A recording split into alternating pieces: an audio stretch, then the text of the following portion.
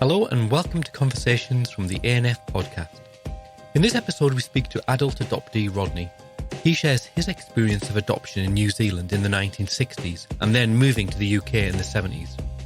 As a young adult, he reconnected with his maternal family, a complicated and challenging experience that raised more questions than it answered. As always, if you've experienced adoption, fostering or special guardianship from any perspective, personal or professional, and would like to share that on the podcast, please get in touch through the Facebook or Twitter page, or you can email us at aandfpodcast@gmail.com.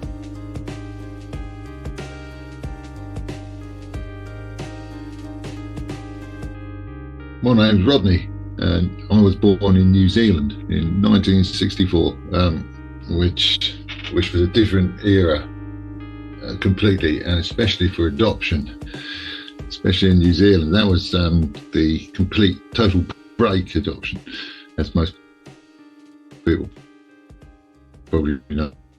Didn't have your mother and just give to somebody else. I think it was in through the back door, out through the front door, same day, as far as I know. But obviously I didn't know about my mother because of that. I ended up adopted by an English couple who had emigrated to New Zealand in the 50s. They'd been through the war, so they were elderly. They're in their mid-40s when they got me, and calm down a bit.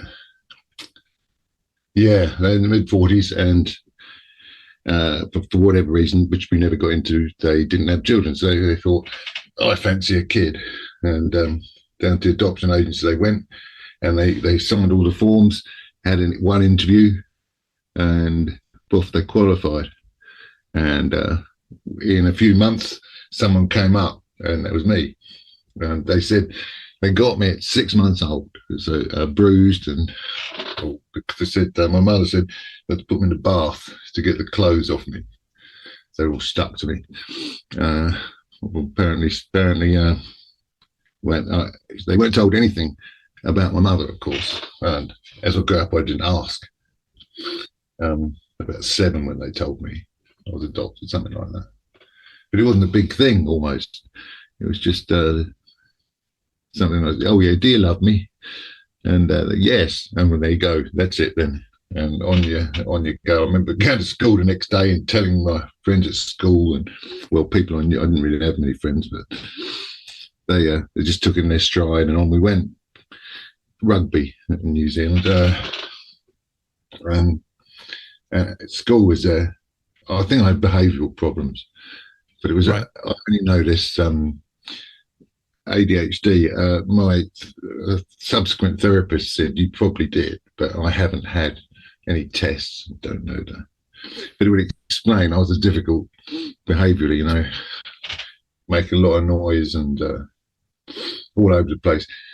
It's because my adopted mother, she couldn't cope with it, and she would. It's in New Zealand, so there's nobody else around. You're rural all the time. Yeah.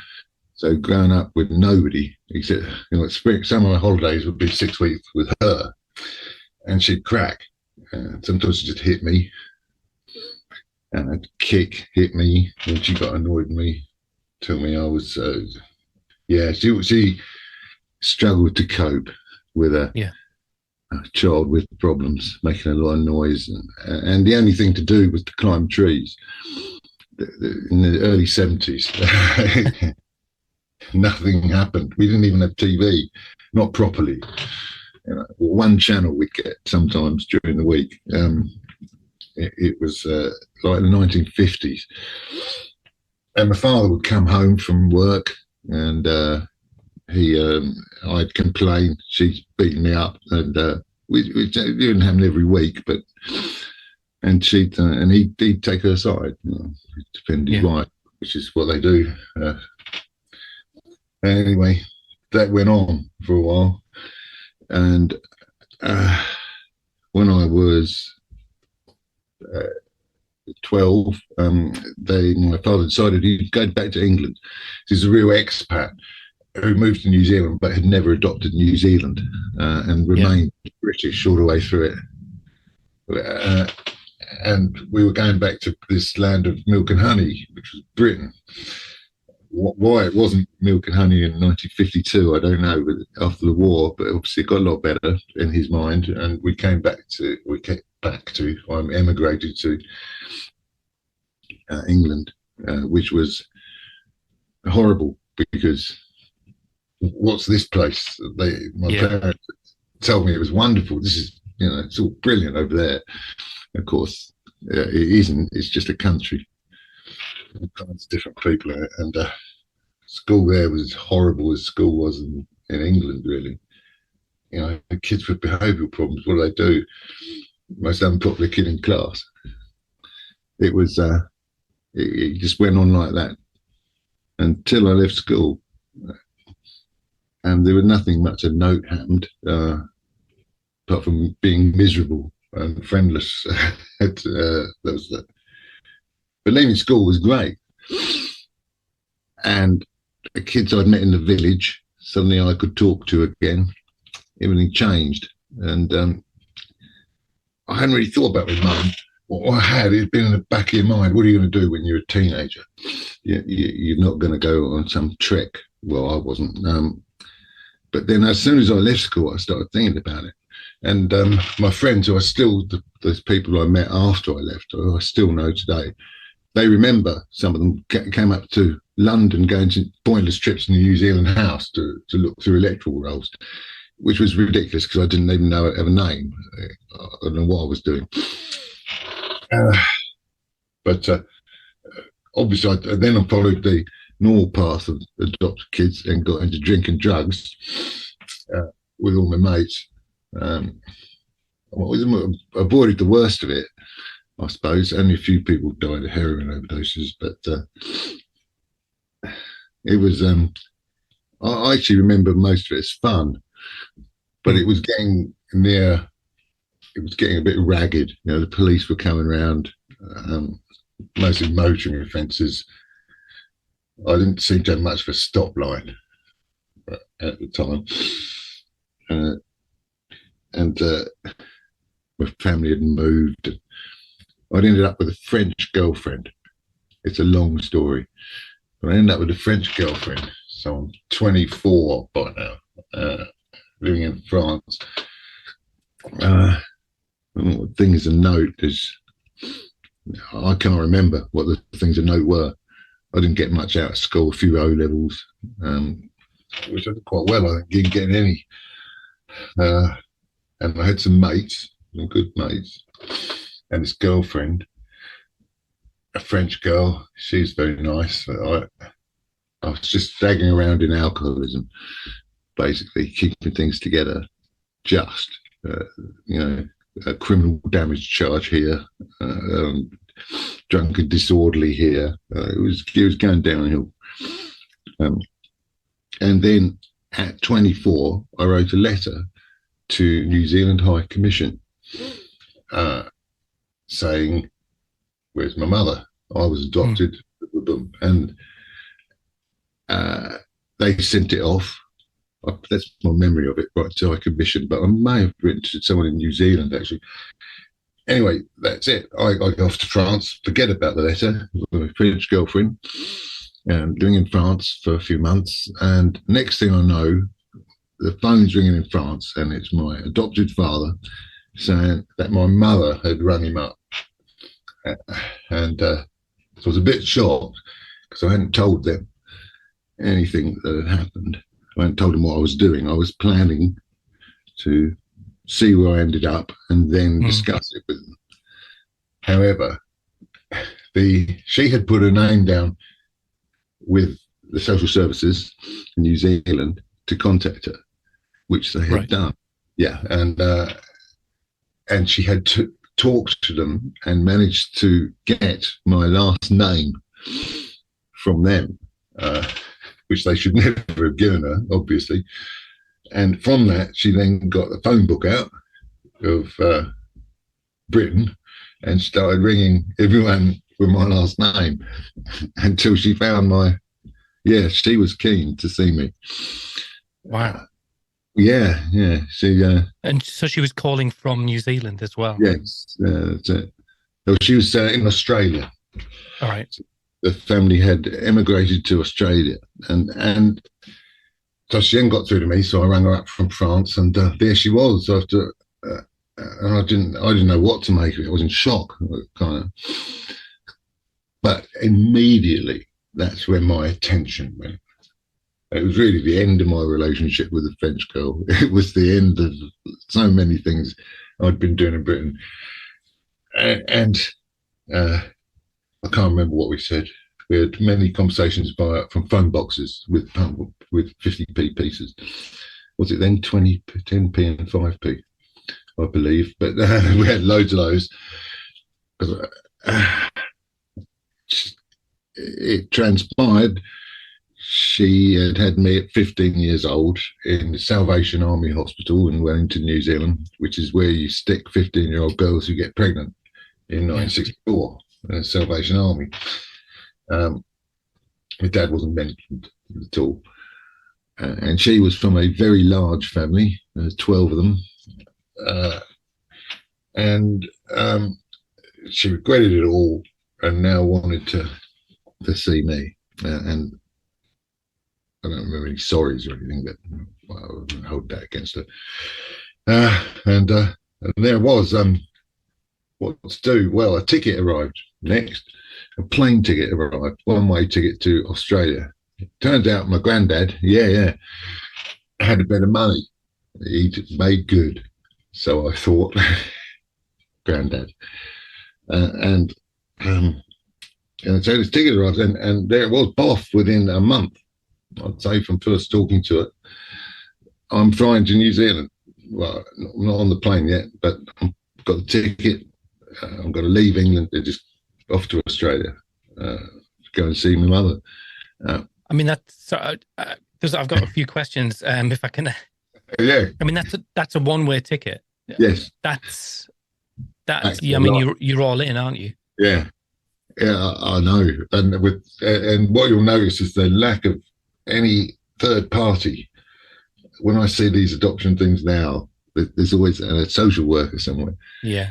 Or someone acting as an intermediary, whether it's a TV person or some kind of letter writer. Yeah. None of that. No, it was all in. It was, hey, mum, like a time, like a gap had happened. And let's just forget about the gap. Yeah. Yeah. And it seems shocking now. But, yeah. You described as well that you said it was the end of lots of things. Looking back now, can you sort of attribute some of those difficulties and complications, your behavior at school and then that sort of that? At the time, though, did you see that? No. Or was that right? I had a vague sense that things weren't right, but that was all put. It was told break adoption. The past was nothing to do with where I was. We weren't supposed to think that. I had no joined up bit in my head between my past affecting where I am now. It's all down to me. If I'm unhappy, I'm unhappy. I should do something about it. It's not it's nothing to do with me. It's nothing to do with it. It's happened to me. I just got to pull myself up. That was I mean, what with my father being from the war generation too, they never spoke about anything. They didn't emote. Very rarely, they didn't say what they thought or how they felt, which was their strength and weakness. Did you have any sense of what they thought about you, your plan to move? I didn't.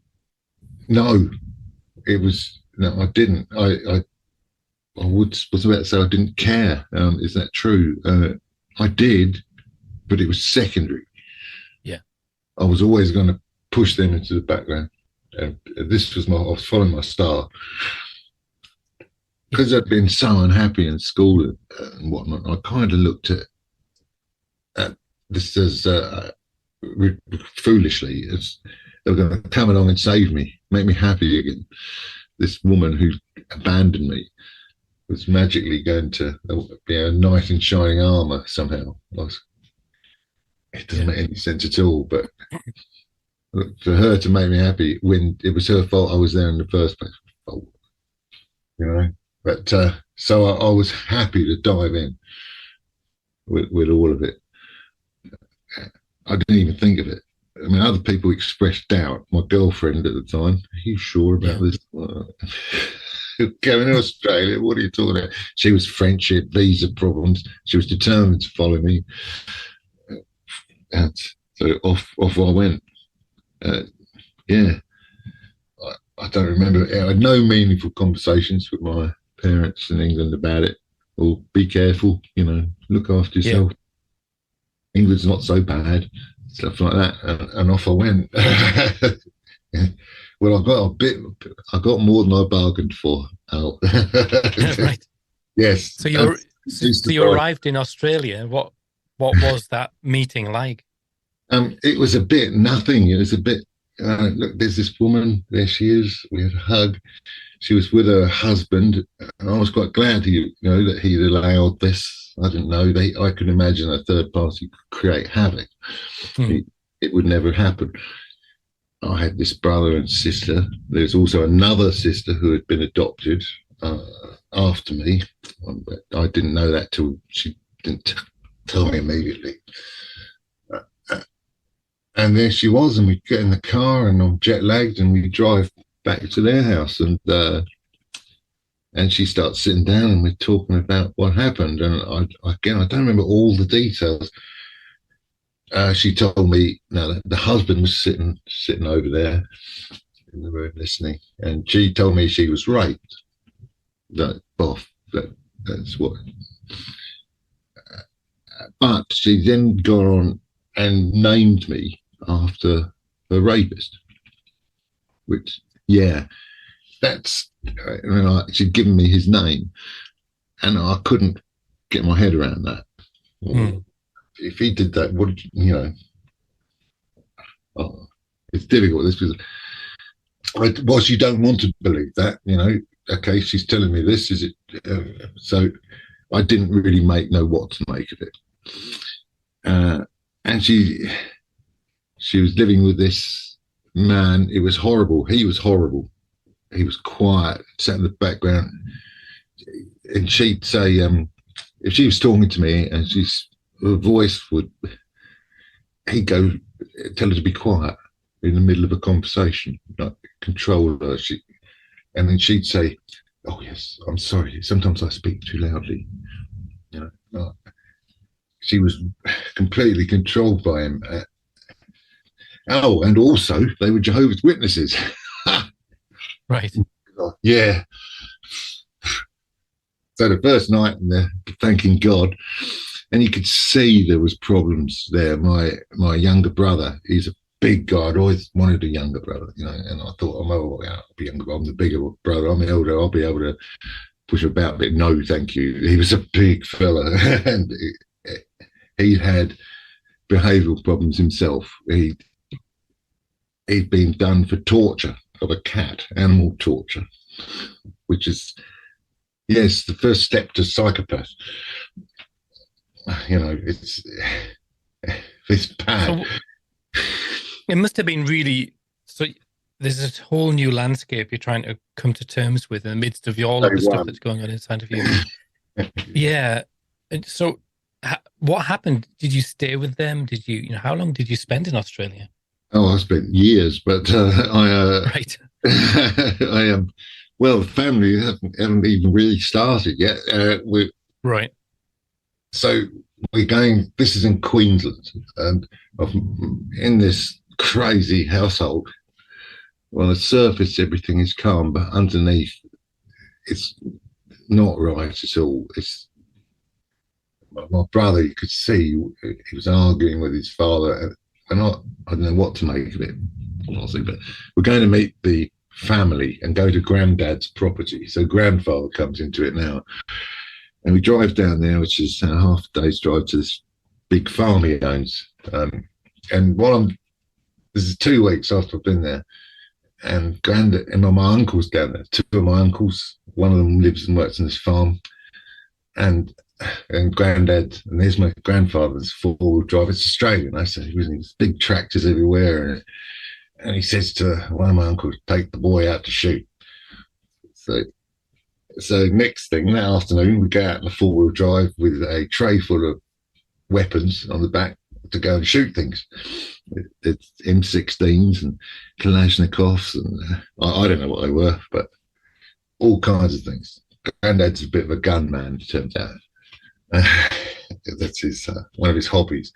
There's all kinds of things. A massive bulldozer up there, like huge, and he's apparently, one of them said, my uncles, he's like to get in it and go over and crush a load of cars to let off some stress, and fire his machine gun. And so my granddad's a bit of a character. I'm thinking at this point, he's made a lot of money. He's got loads of guns, with cars and everything, but he's really down to earth, you could say. And we go on from that property to his house in Sydney to meet the wider family. Two were dead at that stage of my aunts and uncles. They committed suicide. Was it two? Yeah, it was two then. Horrible detail. One had shot themselves in the stomach. Granddad had found the body. It was the other one in his house, shot in the head. It was all very grim. But you're not thinking on that because there's all these aunts and uncles arriving. I've been there 2 weeks and they're all coming out to meet me. Hello. So were they sort of just embracing you as this long lost yes, because child? I'd been with them for 6 months before I'd been adopted, and she hadn't lived at the house. She'd taken me there quite often, and they remembered me. It was a big deal, I was told at the time, that their eldest sister had got pregnant at 15 and brought this baby back. So they all remembered me. Because that makes that, when you said you'd been adopted at 6 months, I had presumed that you'd been sort of in institutional care. No, for 6 months. She failed right. to. Yeah, sorry, she to make that clear. Yeah, she tried, but done a bad job. She's 15. From, as I discovered, an abused home. And so they're all getting together to meet Diane's lost baby. That was my mother's name. And I think they had to. They felt they had to keep her happy. But and they were introduced to me. It was a whirlwind evening. The next day, 4 of my uncles, I'll never forget this, 4 of them took me out for a drive. And they had a chat with me in the car. I've been there 2 weeks and 1 day.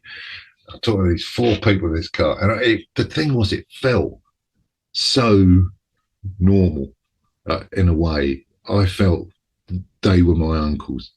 Right. This connection that I'd never had before. It's the way we were talking. Mm-hmm. It just hand in glove, this lot. Yeah. See, looking at them, that we look similar. This is what I wanted. Family, this feeling. Yeah. And they got me in the car and said, don't go to Queensland. Don't go back up there. You can't live with him. You don't know what he's like. Your mother's fine, but she's fallen with this man. If you do that, then what am I going to do? Well, Granddad's got the farm. You can work on the farm for a bit. He'll look after you. And I don't, now when looking back, what that was like for my mother when I told her after waiting all that time, and then 2 weeks had gone by and I was off. So yeah. It was, how not to do it, the whole situation. Yeah. A one-way ticket to the other side of the world, staying with people you've never met, and then leaving people you've never met after 2 weeks. but I did that and ended up on the property in the middle of nowhere, farming, helping my uncle on this big stud farm, all these bulls. Because Grandad said he would. He paid me a wage to about there until my girlfriend from France came over when we were going to move to Sydney. Well, I'd hoped she could stay with me up there, but she would never have survived in the outback. She's from Paris. Yeah. It's very, yeah, you got it. And I did go and start there, and my uncle Mark up there, he was wonderful, and they all tried to warn me what was coming about the family. And the more I got in, the less I heard. And we sort of went along. My girlfriend came over from France. I fired loads more guns up there. That was, big thing at the time. I realised I hate guns because of what they do. My granddad had loads of them, bazookas, M62s, those things off proper weapons. Eventually the French girl came over and I moved to France with her, to Sydney, where I left the property. And we staggered out and borrowed some money off Grandad to get somewhere to stay and stuff. And I just can't begin with him. I spent a lot of time with my grandfather driving at breakneck speed up and down the country. He used to be a speedway racer in the 60s and was a very good driver, but his eyesight had gone with diabetes. So at night time, it was like you were going to die at every corner because he would be at breakneck speed, flipping the car around, all sorts of things. Anyway, he died after maybe 9 months, a year, I can't remember now. And we'd got ourselves a flat. I got a job. And I used to go and see him every month or so, and we'd have, I felt some sort of closeness to him. And then he died, and that's when the shit hit the fan. As he kept a lid on everything. The funeral came and went. And at the funeral, there were these people in suits and dark coats and big cars. And they were Italian, and that was the mafia, as I subsequently found out in Australia.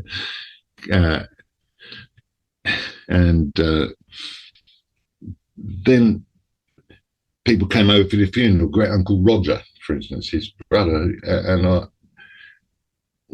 I was in. Being adopted didn't make any difference. I was in that crew, and stuff started.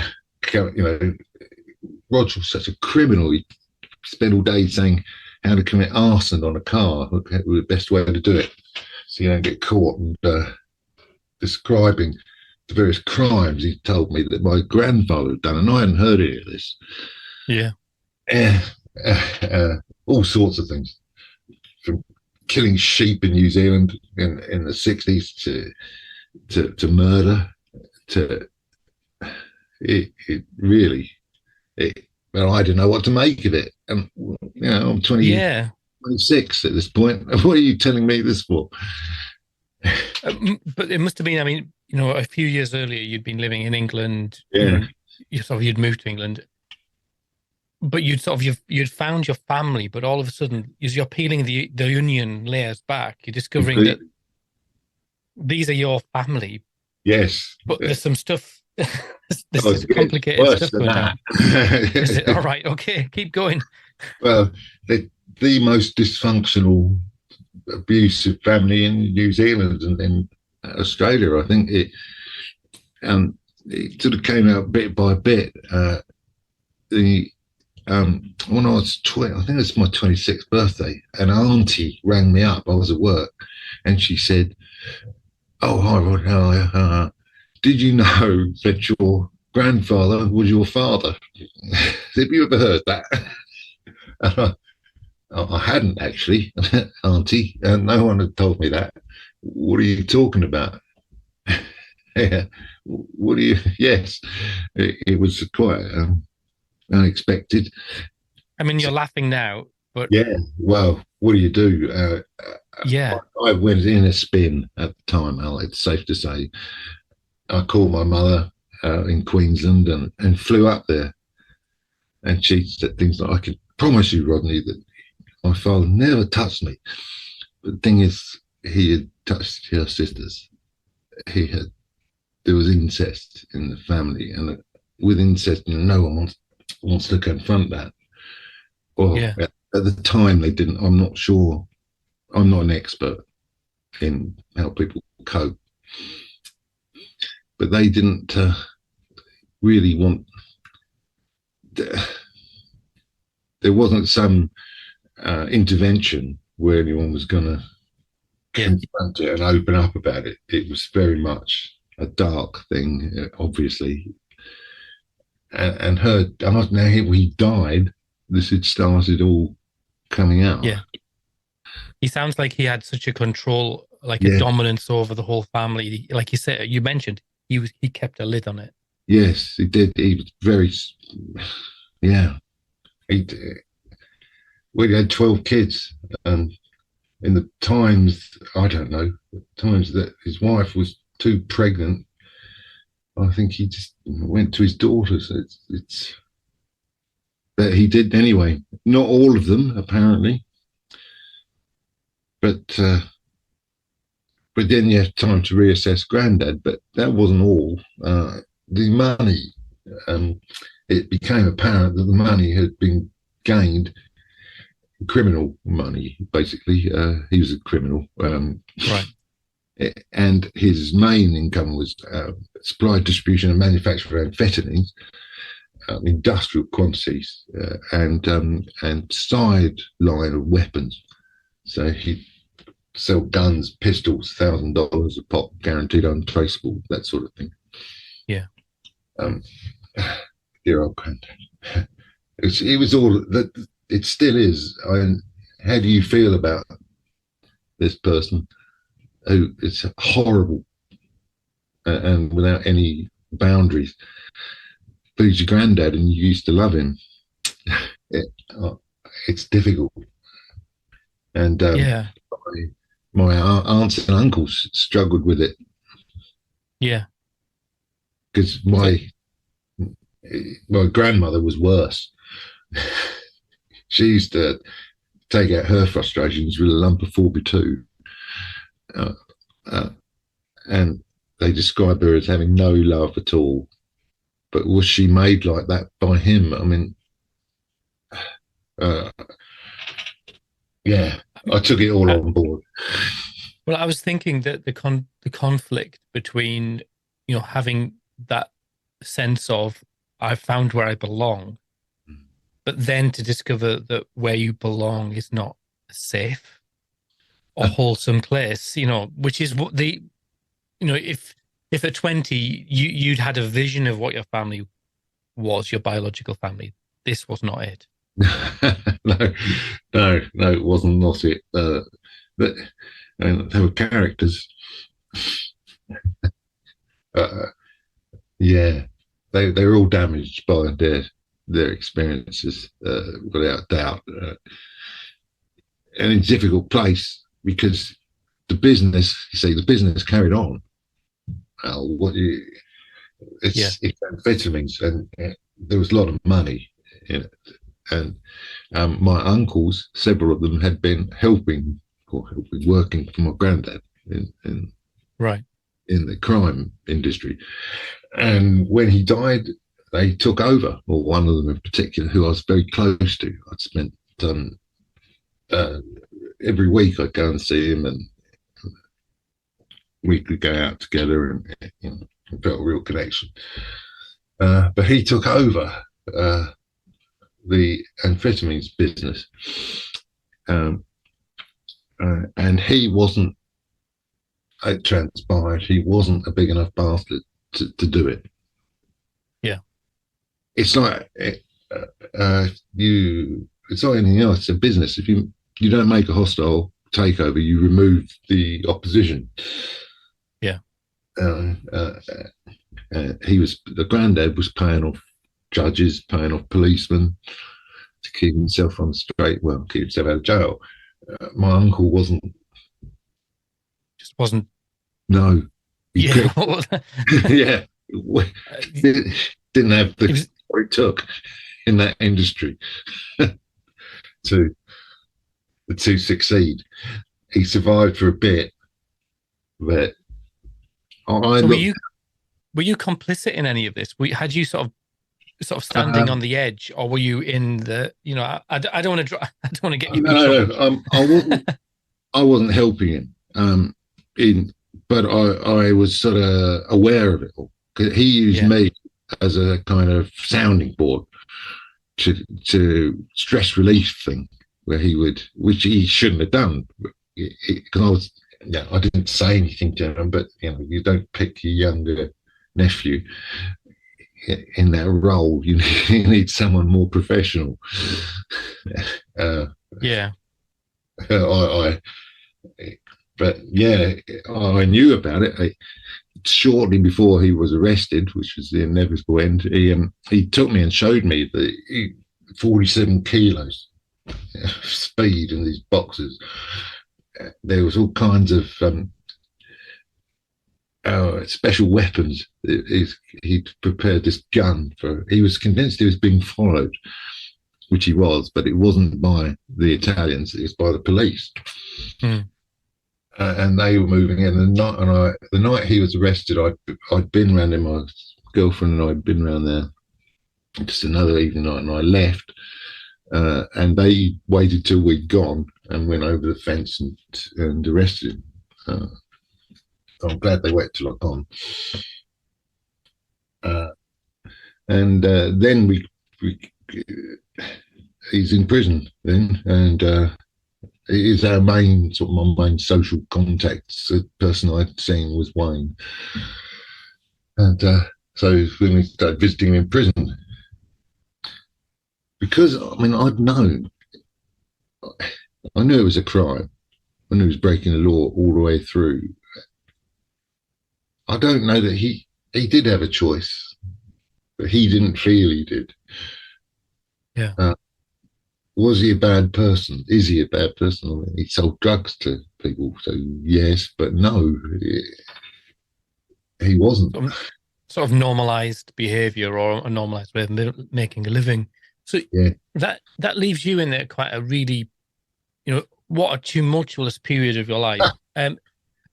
Did your adoptive parents, were they, did they know anything of this? Were they just had you just disappeared, postcard once a year sort of thing? I used to ring up every so often, see how they were. Not monthly, but every couple of months. Yeah. They didn't know anything else. Nothing.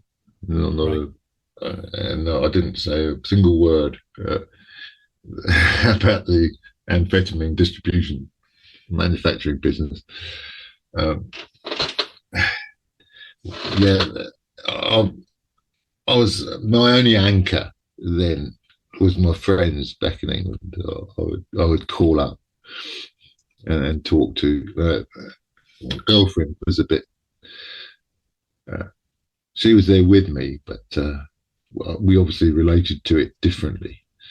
Yeah. What had happened? Quite a shock for her as well. I don't think she signed up for that journey either, did she? Yeah, no, she didn't. No, didn't imagine I'd be there. But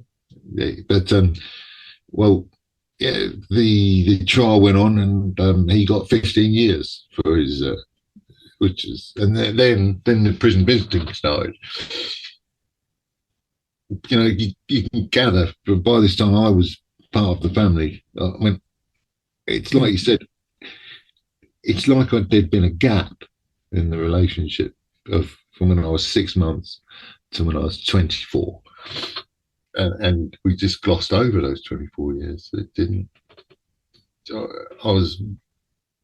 The things that bound us together, really shocking, dramatic.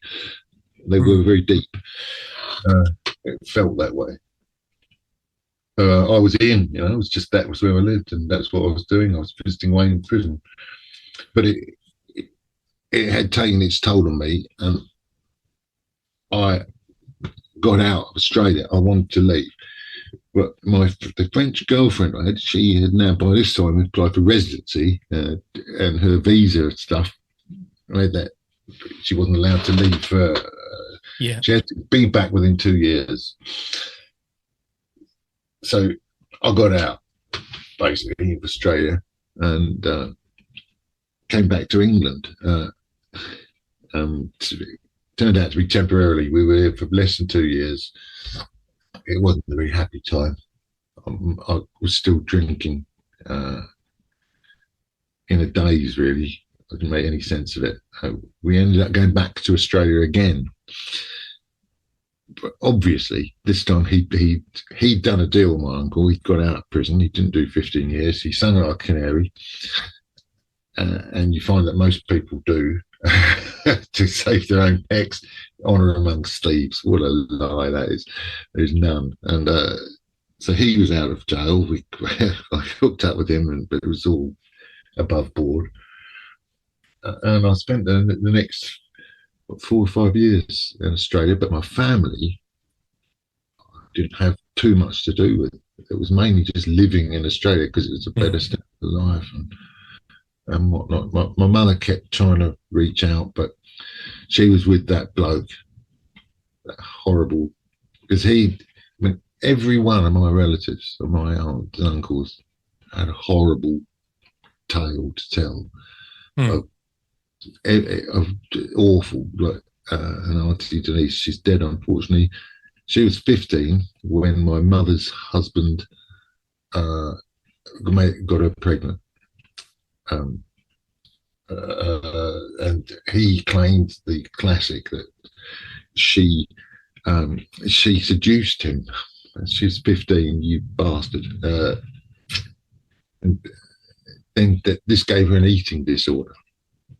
Or contributed towards it, that and her father being her father. I mean, what chance did she have? And it's terrible. My auntie Denise was going out with a heroin addict. She had 3 children. Was it 4? She had 4 children, and she shot herself in the stomach with a shotgun. We really can go on. Uncle Paul had 3 kids who were with his drug addicted wife. He called his little vegetable. There's 12 stories of misery. And this time I went to Australia. I'm just getting out of that for a second. I wish I was going down the tunnel there. I didn't really see. I just lived in Australia with this French girl who subsequently left me once she got her visa. Got to give it to her. I'm not angry at her. She's got to get something out of suffering through all that misery. It was the best thing that ever happened. She left me, thank God. And I had quite a nice year. But at the same time, then my adopted mother became sick with cancer in England. And she was elderly, and she had ovarian cancer. It was horrible. 2 years of misery, cancer. So I flew back once to see her before she died, and I never forget sitting on the bed with her, and she's got a few months to live with her, and the absolute silence. We couldn't cross any boundaries. Still, even with it, I couldn't bring myself to have it. And neither could she. We pretended, and I realised what I'd done. A lot of it was just pretending, and in order to keep things as they were in status quo, we kept on pretending. And then I went back to New Zealand, to Australia, and she died. So I was really, back to England to bury her. I see my father, he was in a terrible state. And then a year later, as often happens, he died. Yeah. He fell off a ladder because his wife wasn't there to tell him to not be an idiot and climb up that rickety old ladder. That's what happens a lot of the time. Then I had to come back, and I had 6 weeks to sell the house or do whatever I was going to do. I ended up selling it. And I ended up back in Australia with nothing over here then. I had my friends, no family in Australia, because I didn't really engage with them anymore. Indirectly, kind of an uncle here, an uncle there I'd speak to. I didn't speak to my brother at the time, my sister. And it was pretty miserable. The sun was shining. But, I felt I had no one now. That was it. Any ties had all gone. And so I went back to England. I ran away. I came back to England. I thought, what I need to do now is go in the pub with my friends, try that medicine. And I did. And for a couple of years, it was wonderful. But obviously, all things must end. But I'll tell you, Al, I did very well in having friends. I've only a few, but they're very dear to me, and they've been there through the whole thing, from the early trips to New Zealand House to visiting me in Australia. So once we had to split up, me and my friends, because we'd all met other women. That's one thing. I never wanted children. I never thought it really affected how I thought of children. I thought the shit gene would get in them. I just thought they'd be doomed. Look at this nightmare. I can't have kids. But obviously that's wrong. And as soon as my current partner fell pregnant, it was a joy, because they're not brought up like you know. Yeah. They're the fact that he brought up, and I'm amazed, the police never came round. Never. He hasn't. He got drunk a few times. Fine, not every night. He hasn't got the devils that I had chasing him. So, good, and that's been wonderful. That must have been. I mean, I'm not a psychologist. I'm not going to pretend to be, but it seems like that must have been like the first sort of clean slate moment in your life. Yeah, it's brilliant. Here we are. Yeah, but no, it's not poisoned by what's happened before. Quite a good way to put it. And it's all gone well. I mean, there's struggles with it. It's been a parent, but I think we've done well. But anyway, a load of things happened. It's not over yet. I mean, my mother died. She had, in Australia, she had early onset dementia. So I'm told she was wandering around the home with a picture of me from when I was a baby, which I think is, if that's true, that's a moment in her life that was so big that she held on to it in her later insanity or mental illness. That was the one she remembered, and I can see why, because when it had happened, she'd fallen pregnant to my father, as I subsequently learned, and he'd come around the house. To this rapist had come around to the house to be read the riot act by my granddad, which is ironic in the extreme. But what a no good. He came around with his parents. What a no good. He was getting this 15. He was 19, getting this 15-year-old girl pregnant because she was underage, obviously, and he should never see her again. It's banished into, and I never knew anything about him at all, apart from, like I said, his name was Lindsay.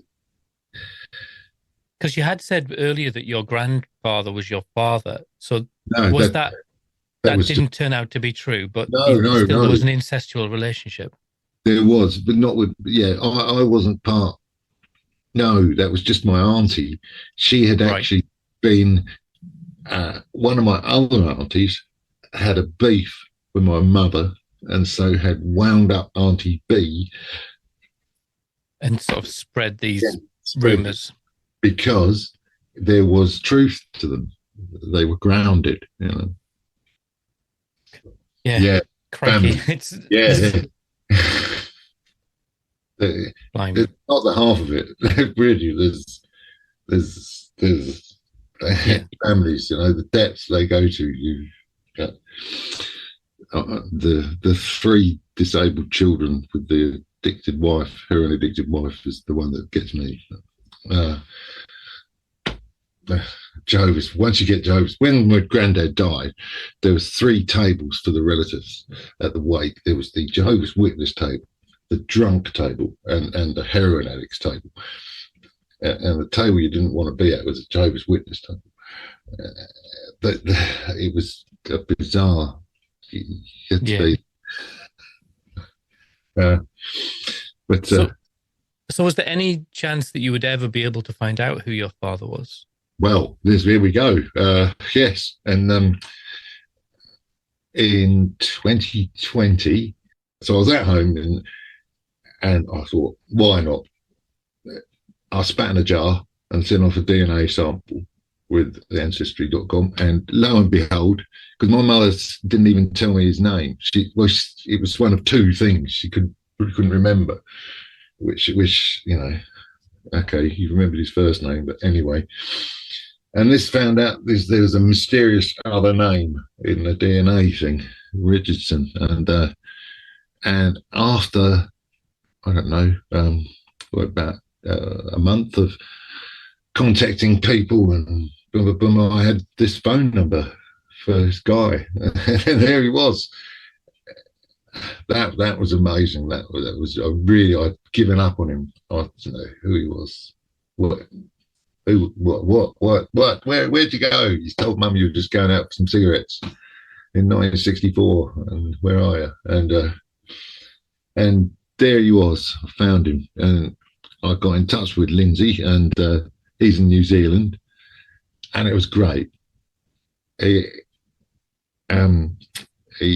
said he was sorry he hadn't been there, and that meant so much. That was just that one time.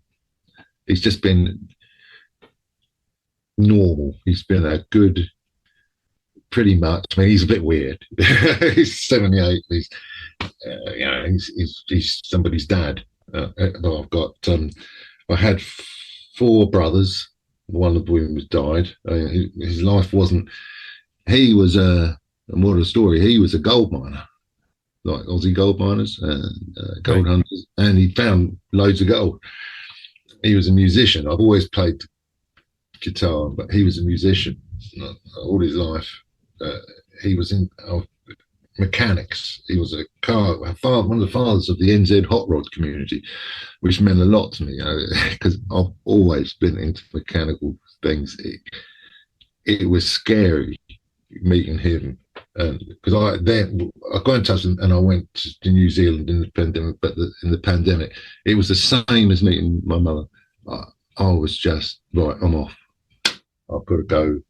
Yeah, I've got to see this man before he dies, and just see him, and I did, and it was good, and we're still in touch. I spoke to him just the other night, but it had a happy ending, and I do think it's an ending, because I've got nowhere else to travel with it. I'm getting too old to want to do it, even if I did. Yeah, it's been now it is coming to the end, or coming to an end, a different phase, maybe. Yeah. I've got quite a lot out of it, and our brother in Australia, we were close-ish. You know, we're close. It's just he's in Australia. It's a long way, and I don't know when I'll get there. Yeah, and some aunts and uncles. I think It was always going to be this way. My family. But, Yeah. And have you had help? Because I'm conscious that it's such a really complicated. You mentioned before that you look now, and you see that there's professionals who support people, but it sounds like there's been you've summarized the life in an hour, but to my mind, there's so much. So each one of those little parts is so potent and so powerful. But I did before I met my father.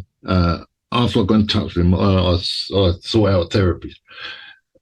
I thought, right, this time I'm going to try, and I didn't actually know completely why, but I just thought I should do. I did it last time, and look what happened. Because all during that, I mean, I've told you, like you say, and I've smiled and laughed, but it was utter hell. Yeah, bits of it, and yeah, all kinds of drunken evenings crying into my beer over that. But I saw a therapist, which showed me it's huge. I thought, even now at 50, I thought, I'll go and see a therapist, have a chat. He'll tell me something, I'll be better. Just like that. Just like that. Yeah, but of course it doesn't work that way, does it? And it soon became apparent. No, this isn't going to work. No, I'm going to have to, because there's so much in there, a lifetime. But it opened my eyes up to it anyway. I'm receptive to it, but now I wonder what my son's going to get out of it. I don't know. He's not engaged with this family over there because it doesn't matter. But at least I suppose it's made me a bit calmer. So he got that out of it. Yeah, because I mean, making sense of it for your son must be quite difficult as well, because there's elements of that story that are really not nice at all. No, pretty awful. The crime, the granddad. Yeah, it's difficult. A character like that, I related to a paedophile. What? Yeah. But you're still related to him, even though you've just called him a paedophile. So, and you say you did the good things about him, but they're so far outweighed by harm. It doesn't matter. There's no redemption in it, and you still have to take that person. He existed and had a good effect on my life. He helped me. I felt. Yeah. It's incredibly complicated. It is to make any sense of, isn't it? But it sounds like you've. I mean, a lot of time has passed since then, but it sounds like you're in a place of peace at the moment, and. Yeah, with my family, I am. Yes, I would say so. I don't feel the angst about it any. It's just my story now. But I wonder when I see other people again beginning this journey. It's behind every door, isn't it? For adopted kids, the complexity of what people did in the past put you there. I don't know how. I don't know. I've lost my thread. It's fine. Rodney, you've been so open and honest, and I really appreciate you giving your time. So I just want to thank you and wish you well, really, in the future. Thank you. It's like I said to you when we started, I wanted to make a record of it in some way. I can't write it down. Hopefully that'll be for my son sometime in his life. Excellent. Thank you. Well, thank you, Al.